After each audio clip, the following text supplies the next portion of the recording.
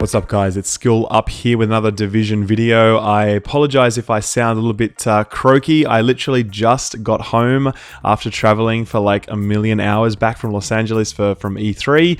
So yes, I'm a little bit under the weather, but that doesn't matter. Should I buy it, must be done. It gets done every week where I talk about whether or not you should buy stuff from the vendor, and if you do buy it, how might you mod it. So we're going to begin by looking at what's available at the base of operations vendor. So first up, you'll see this guy selling the Historian, same as every week.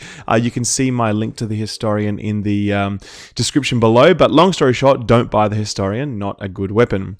Next up, we have the Tactical Vector 45 ACP, which is a really strong weapon in a PvP context because it has a really quick rate of fire, so it gets those bullets out really fast. In terms of the talents on this one though, they're a bit of a mix. So we've got skilled. Headshot kills with this weapon increase your signature skill resource by 11%. So this is actually a really super effective talent to be running, and if you're running a build that's sort of maximizing signature skill usage, this talent is just amazing. You can get your signature skill back in as few as about 7 or 8 headshot kills with this talent activated, so it's really good. But do be aware though that it does require both 2,000 firearms and 2,500 electronics, and very few people are going that far into the electronics tree these days, so just check that out before you rush to buy this thing. But overall, that's a really good talent. Adept, using a skill increases your critical hit chance by 8.5% for 5 seconds. Now, of course, this is really good, as in more crit is good, but there are quite a few caveats for this. So first of all, 5 seconds is actually a really small amount of time, right? So from that perspective, it's not great. And secondly, the other thing is, since they've just recently dropped the crit cap from 100% down to 60%, it's a lot easier to hit the crit cap than it's ever been before, meaning that if you're running Pulse in your group and you've geared for a moderate amount of crit, chances are that you're actually going to be, this is entirely wasted. So just make sure you're aware of your build, and if you're capping out over 60k crit, just don't worry about this. And as I said as well, 5 seconds is not really a great deal. It's not much time. And going further with that Vicious, critical hit chances increased by 13.5% while at full health. So again, we've got this new crit cap in place. If you're not running Pulse, this is a really great talent. But if you are running Pulse, or someone in your group is running Pulse, chances are this is just going to be quite wasted. The other thing is this completely disappears. This bonus crit chance completely disappears as soon as you take any damage, which happens all the time. So I personally don't like Vicious very much. I try and avoid it as much as I can.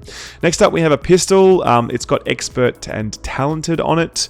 I don't recommend this weapon, essentially, as in, you need to kill a target with this weapon to increase your skill power, and unless you're running like a shield tank build, which you can't actually do at the moment because the tank is so broken, the spec is so broken, then it's really useless to you. So I really strongly recommend avoiding this one. You're going to do far better elsewhere. Finally, we have the military M870, very respectable shotgun. It's on the slower RPM side, so it's a bit harder to aim. It's got a small mag. You can cap that out at about 9 or 10 bullets depending on which mag you're using. The talents on it aren't fantastic, to be honest with you. We've got stable. Stability is improved by 46%. Stability is actually not a big deal in a shotgun, especially this one, because you actually have so much time to fire between each shot. You don't need that stability, so that's a bit of a wasted talent on that one. Determined, killing a target reduces skill cooldowns by 8.5%. Actually a really great talent, but chances are if you are running a shotgun, you are almost definitely not running 2,362 electronics. You are probably running something very firearm / tanky focused, so you could be out up front, sort of running up in the face of your enemies. So yeah, that's a bit of a missed opportunity on that one. Not a great talent for this weapon.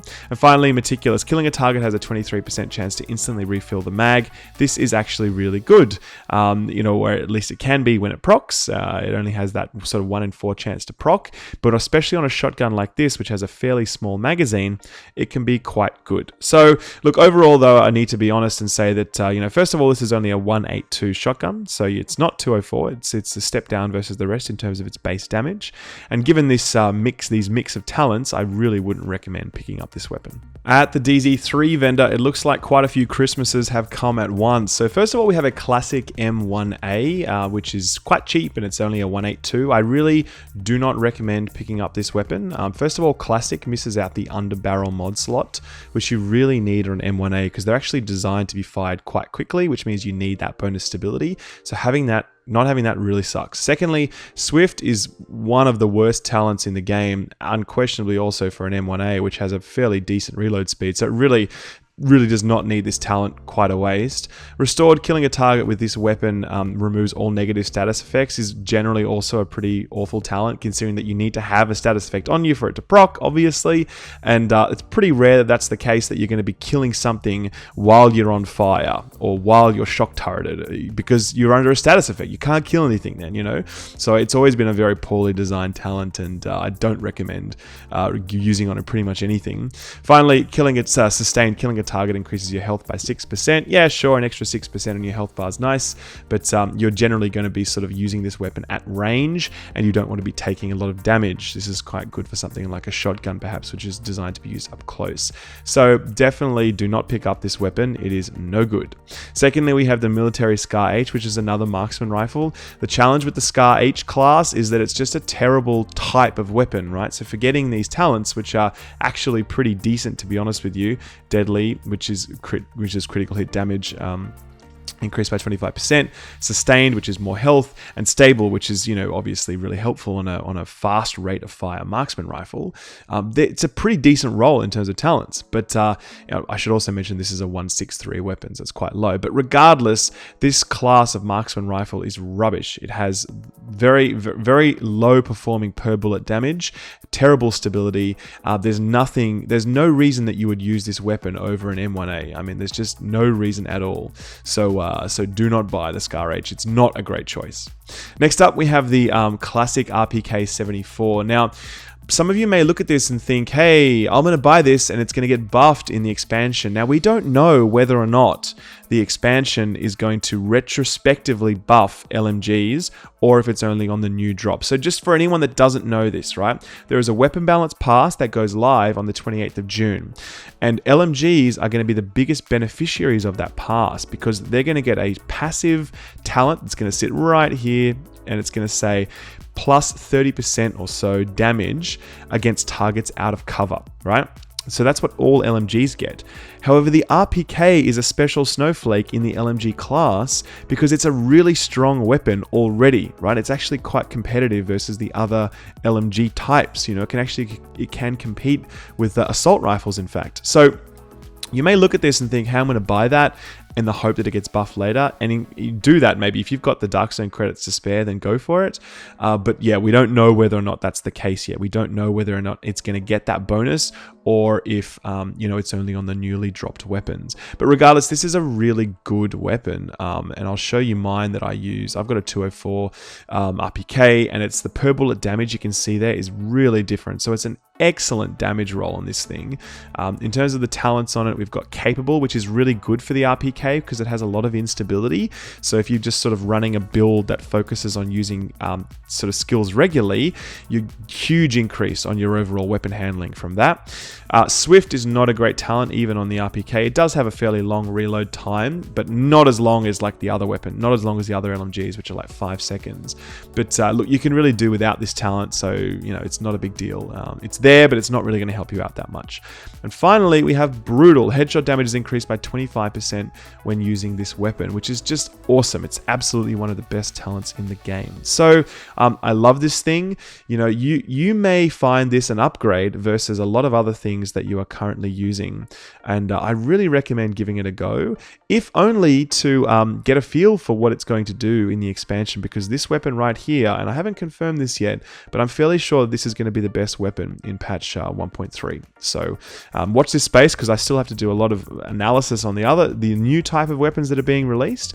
But if none of the new weapons are stronger than the RPK, then the RPK is the best one of the bunch, looking at the numbers. So anyway, should you buy this thing? Yes, if you've got this Darkzone credits to spare, and I would recommend picking up because it's quite fantastic. Next up, we have an AUG A3 Para XS. So I'm just going to show you my AUG if I can switch it.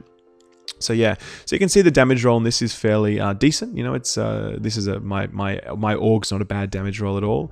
In terms of the talent, we've got Adept. Using a skill increases crit hit chance. So it's similar to the conversation we had earlier at the base of operations vendor. If you're using Pulse, this is probably wasted on you. But if you're not, yep, it's a help. It's a help, but it's only for 5 seconds. So be aware of that. Competent, weapon damage is increased by 13.5% for 10 seconds after using a skill. If you are using a build such as where I run a balanced build, you can see here I'm aiming to use an ability every sort of 15 seconds or so. This is a really good talent because it means you have a lot of uptime on that bonus damage. So quite good from that perspective, but it does require 2000 electronics, so be aware of that requirement. And finally, Provident, last bullet of magazine deals 57% more damage. Absolutely terrible talent for this type of weapon. This is designed for things like shotguns and bolt action marksman rifles, stuff with very small magazines. It's definitely not designed for fully automatic weapons. So yeah, and in terms of the blueprints, we have a first wave M1A blueprint, which is the best marksman rifle in the game. So if you can, if you've got the rep for that, then pick that one up because that's good. But just be aware though that this is a 204 type, right? And there's the new tier of weapons is coming out in 2 weeks' time. And, that's going up to, I think, 228 from memory. Don't quote me on that. I'm quite tired. But, the point is that you're going to buy this and it's going to be a 204. Cool. You're going to get two weeks of use out of it. But after that, you're really going to be chasing something else. So if you've got plenty of credits, go for it. But be aware that things are going to change very soon. Same thing goes for the Org. Fantastic weapon. If you've always wanted one and you want to enjoy it for 2 weeks, great. But do be prepared to upgrade your weapons very soon. Alright, so just before we head off, I wanted to talk through very quickly how to mod the RPK. It's a weapon that very few people use, and if you did pick this one up this week, just wanted to provide a bit of advice on how to get the most out of it. So the thing about the LMG weapon class, and that really sets it apart, is that it actually has a reticle that is very small and sort of stays small throughout the duration of its fire. So the beautiful thing about that is you almost never need to put accuracy on an LMG. So if we're talking about how to mod that top slot, the very first thing that we're aiming for is damage, right? We're going for we're going headshot damage and critical hit chance, right? That's what we're aiming for with that. We're not going for any accuracy related mods. In terms of the magazine, you'll notice that the weapon actually has a fair amount of kick on it. So I'm just going to fire it without trying to adjust for the aim, and you'll see that it really pulls back, but notice how it doesn't pull to the left or the right. What that means is that I only need to put stability on this thing, not horizontal stability, because horizontal is a left and right spray versus stability, which is just up, right? Like I'm doing here, yeah?